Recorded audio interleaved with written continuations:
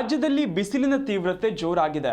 ಹೊರಗೆ ಬಿಸಿಲಿನಲ್ಲೇ ಕೆಲಸ ಮಾಡಬೇಕಾದ ಅನಿವಾರ್ಯತೆ ಇರೋರಿಗೆ ಹಾಗೂ ಹೆಚ್ಚು ಹೊರಗೆ ಓಡಾಡೋರಿಗೆ ಈ ಸುಡು ಬಿಸಿಲು ಅತ್ಯಂತ ಅಪಾಯಕಾರಿ. ದಿನದಿಂದ ದಿನಕ್ಕೆ ಶಾಖದ ತೀವ್ರತೆ ವೇಗವಾಗಿ ಹೆಚ್ಚುತ್ತಿದ್ದು ಹೀಟ್ ಸ್ಟ್ರೋಕ್ ಎಂಬ ಗಂಭೀರ ಆರೋಗ್ಯ ಸಮಸ್ಯೆಯ ಅಪಾಯವೂ ಹೆಚ್ಚುತ್ತಿದೆ. ಬಿಸಿಲು ಅದೆಷ್ಟು ಅಪಾಯಕಾರಿ ಅಂದರೆ ಬರೀ ಇದು ಮೈ ಸುಟ್ಟು ಬೆವರಿಳಿಸೋದು ಮಾತ್ರವಲ್ಲ, ಜೀವವನ್ನೇ ತೆಗಿಬಹುದು. ಅಷ್ಟಕ್ಕೂ ಹೀಟ್ ಸ್ಟ್ರೋಕ್ ಅಂದ್ರೇನು, ಲಕ್ಷಣಗಳು ಹೇಗಿರ್ತವೆ, ಅಪಾಯ ತಡೆಗಟ್ಟೋದು ಹೇಗೆ ಅನ್ನೋದರ ಬಗ್ಗೆ ಸ್ವತಃ ತಜ್ಞ ವೈದ್ಯರು ನಿಮ್ಮ ಜಿ ಕನ್ನಡ ನ್ಯೂಸ್ ಜೊತೆಗೆ ಮಾತನಾಡಿದ್ದಾರೆ. ಬನ್ನಿ ನೋಡೋಣ.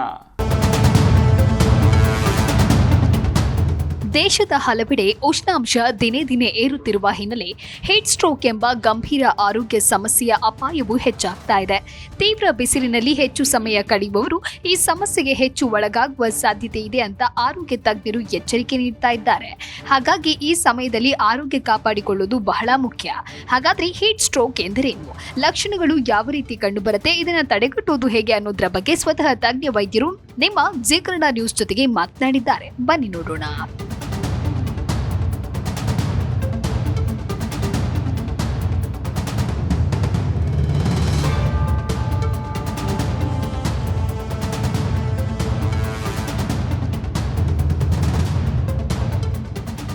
ಅದಕ್ಕೂ ಮುನ್ನ ಹೀಟ್ ಸ್ಟ್ರೋಕ್ ಎಂದರೇನು ಅಂತ ನೋಡೋದಾದ್ರೆ, ಹೀಟ್ ಸ್ಟ್ರೋಕ್ ಎಂದರೆ ದೇಹದ ತಾಪಮಾನವು ಅತಿಯಾಗಿ ಏರಿಕೆಯಾಗಿ ದೇಹವು ಅದನ್ನು ನಿಯಂತ್ರಿಸಲು ಸಾಧ್ಯವಾಗದ ಸ್ಥಿತಿಯಾಗಿದೆ.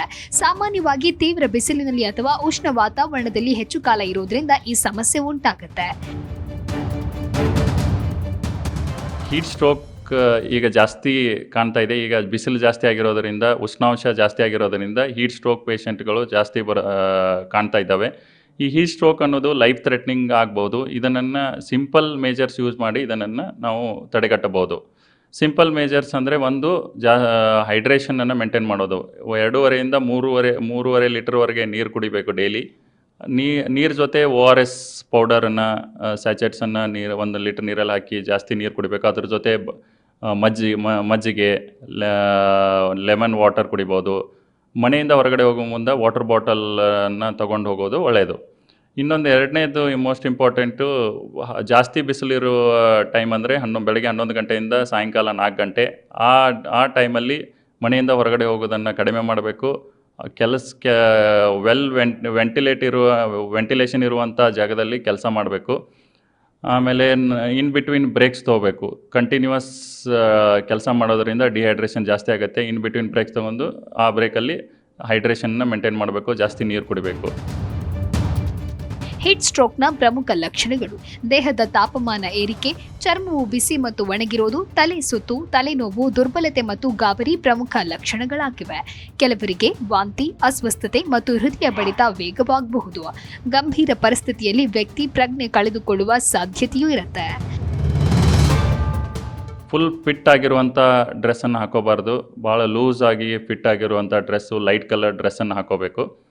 ಆಮೇಲೆ ಕ್ಯಾಪು, ಅಂಬ್ರೆಲಾ ಮತ್ತು ಹ್ಯಾಟನ್ನು ಯೂಸ್ ಮಾಡೋದು ಭಾಳ ಒಳ್ಳೆಯದು ಬಿಸಿಲಿಗೆ ಹೋಗೋದು ಟೈಮಲ್ಲಿ. ಇನ್ನೊಂದು, ನಮ್ಮ ಬಾಡಿಯನ್ನು ಭಾಳ ಕೂಲಾಗಿ ಇಟ್ಕೋಬೇಕಂದ್ರೆ 2 ಟೈಮ್ ತಂಪು ನೀರಿಂದ ಸ್ನಾನ ಮಾಡಬೇಕು. ಆಮೇಲೆ ಫ್ಯಾನ್ಸು, ಕೂಲರ್ಸನ್ನು ಯೂಸ್ ಮಾಡಬೇಕು. ನಾವು ವೆಲ್ ವೆಂಟಿಲೇಟೆಡ್ ಏರಿಯಾದಲ್ಲಿ ಕೆಲಸ ಮಾಡೋದು ಒಳ್ಳೆಯದು. ಇನ್ನೊಂದು ಮೋಸ್ಟ್ ಇಂಪಾರ್ಟೆಂಟು, ಪೂರ್ತಿ ಹೊಟ್ಟೆ ತುಂಬ ಊಟ ಮಾಡೋದನ್ನು ಕಡಿಮೆ ಮಾಡಬೇಕು. 2 ಟೈಮ್ ಊಟ ಮಾಡಿದರೂ ಸ್ವಲ್ಪ ಊಟ ಮಾಡಬೇಕು. ಊಟದ ಜೊತೆಯಲ್ಲಿ ನೀರು ತುಂಬಿರುವಂಥ ಹಣ್ಣುಗಳು, ಎಸ್ಪೆಷಲಿ ವಾಟರ್ ಮೆಲನ್ನು, ಆಮೇಲೆ ವೆಜಿಟೇಬಲ್ಸ್, ಕುಕುಂಬರ್ಸು, ಕೋಕೋನಟ್ ವಾಟರ್ನ ಜಾಸ್ತಿ ತೊಗೋಬೇಕು. ಈ ಟೈಮಲ್ಲಿ ಆಲ್ಕೋಹಾಲ್ ಕುಡಿಯೋದು ಮತ್ತು ಕಾಫಿ ಕುಡಿಯೋದನ್ನು ಕಡಿಮೆ ಮಾಡಬೇಕು. ಈ ಆಲ್ಕೋಹಾಲ್ ಮತ್ತು ಕಾಫಿಯಿಂದ ಬಾಡಿಯಲ್ಲಿರೋ ನೀರಿನ ಅಂಶ ಕಡಿಮೆ ಆಗಬಹುದು. ಯಾರು ಹೆಚ್ಚು ಅಪಾಯದಲ್ಲಿದ್ದಾರೆ? ಮಕ್ಕಳು, ವೃದ್ಧರು ಮತ್ತು ಹೊರಗಡೆ ಕೆಲಸ ಮಾಡೋರು ಹೀಟ್ ಸ್ಟ್ರೋಕ್ಗೆ ಹೆಚ್ಚು ಒಳಗಾಗುವ ಸಾಧ್ಯತೆ ಇದೆ. ನಗರ ಪ್ರದೇಶಗಳಲ್ಲಿ ಹೆಚ್ಚುತ್ತಿರುವ ಮಾಲಿನ್ಯ ಮತ್ತು ಕಡಿಮೆಯಾಗುತ್ತಿರುವ ಹಸಿರು ಪ್ರದೇಶಗಳು ಈ ಸಮಸ್ಯೆಯನ್ನು ಮತ್ತಷ್ಟು ಹೆಚ್ಚಿಸ್ತಾ ಇದೆ. ಯಾರೇ ಒಬ್ಬರು ಬಿಸಿಲಲ್ಲಿ ತಿರುಗ್ತಾ ಇರೋರು ಇಮಿಡಿಯೇಟಾಗಿ ವಾಮಿಟಿಂಗು, ಹೆಡ್ಏಕು, ಆಮೇಲೆ ಮಂಜಾಗೋದು, ಈ ಥರ ಸಿಂಪ್ಟಮ್ಸ್ ಬಂದರೆ ಅವ್ರನ್ನ ಇಮಿಡಿಯೇಟಾಗಿ ಬಿಸಿಲಿನಿಂದ ತಂಪಿರುವಂಥ ಏರಿಯಾಗೆ ಕರ್ಕೊಂಬಂದು ಅವ್ರಿಗೆ ಒಂದು ಸ್ವಲ್ಪ ತಂಪು ನೀರಿಂದ ಮೈ ಒರೆಸ್ಬೇಕು. ಇಲ್ಲ ಐಸ್ ಇದ್ದರೆ ಐಸಿಂದ ಮೈ ಒರೆಸ್ಬೇಕು. ಅವರು ಎಚ್ಚರಿದ್ರೆ ಅಂದರೆ ಅವ್ರಿಗೆ ಜಾಸ್ತಿ ನೀರು ಕುಡಿಯೋಕ್ಕೆ ಹೇಳಬೇಕು, ಜಾಸ್ತಿ ನೀರು ಕುಡಿಸ್ಬೇಕು. ಇಲ್ಲ ಇಮಿಡಿಯೇಟಾಗಿ ತಲೆ ಸುತ್ತ ಬಂದು ಕೆಳಗಡೆ ಬಿದ್ದು ಅನ್ಕಾನ್ಷಿಯಸ್ ಆದರೂ ಏನೂ ಮಾತಾಡ್ತಾ ಇಲ್ಲ ಅಂದರೆ ಬಾಯಿಂದ ನೀರು ಕುಡಿಸ್ಬಾರ್ದು, ಅವ್ರಿಗೆ ಉಸಿರಾಟಕ್ಕೆ ತ್ರಾಸ ಆಗ್ಬೋದು. ಅವ್ರನ್ನ ಇಮಿಡಿಯೇಟಾಗಿ ಆಸ್ಪತ್ರೆಗೆ ಕರ್ಕೊಂಬಂದು ಆಸ್ಪತ್ರೆಗೆ ಬಂದು IV ಫ್ಲೂಯಿಡ್ಸು ಆಮೇಲೆ ಇಮಿಡಿಯೇಟಾಗಿ ಡಾಕ್ಟರ್ ಕೇರ್ ಬೇಕಾಗತ್ತೆ. ಅವ್ರನ್ನ ಇಮಿಡಿಯೇಟಾಗಿ ಹಾಸ್ಪಿಟಲ್ಗೆ ಟ್ರಾನ್ಸ್ಫರ್ ಮಾಡೋದು ಒಳ್ಳೆಯದು. ತಡೆಗಟ್ಟುವ ಕ್ರಮಗಳು. ಹೀಟ್ ಸ್ಟ್ರೋಕ್ ತಪ್ಪಿಸಲು ಕೆಲವು ಸರಳ ಕ್ರಮಗಳನ್ನು ಪಾಲಿಸಬಹುದು. ಮಧ್ಯಾಹ್ನದ ತೀವ್ರ ಬಿಸಿಲಿನಲ್ಲಿ ಹೊರಗೆ ಹೋಗುವುದನ್ನು ತಪ್ಪಿಸಬೇಕು. ಹೊರಗೆ ಹೋಗುವಾಗ ಹಗುರ ಮತ್ತು ಸಡಿಲ ಬಟ್ಟೆಗಳನ್ನು ಧರಿಸಬೇಕು. ತಲೆಯನ್ನು ಮುಚ್ಚಿಕೊಳ್ಳುವುದು ಉತ್ತಮ.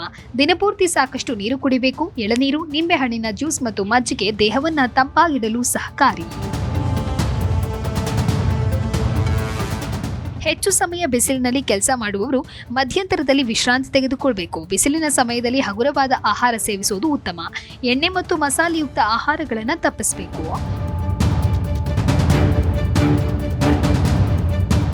ಅಪಾಯದ ಲಕ್ಷಣಗಳು ಗಂಭೀರವಾಗಿ ಕಂಡುಬಂದರೆ ತಕ್ಷಣ ವೈದ್ಯರನ್ನು ಸಂಪರ್ಕಿಸುವುದು ಅಗತ್ಯ. ಸಮಯಕ್ಕೆ ಸರಿಯಾಗಿ ಎಚ್ಚರಿಕೆ ವಹಿಸಿದ್ರೆ ಹೀಟ್ ಸ್ಟ್ರೋಕ್ನಂತಹ ಅಪಾಯಕಾರಿ ಪರಿಸ್ಥಿತಿಯಿಂದ ತಪ್ಪಿಸಿಕೊಳ್ಳಬಹುದು. Bureau report, G Kannada news.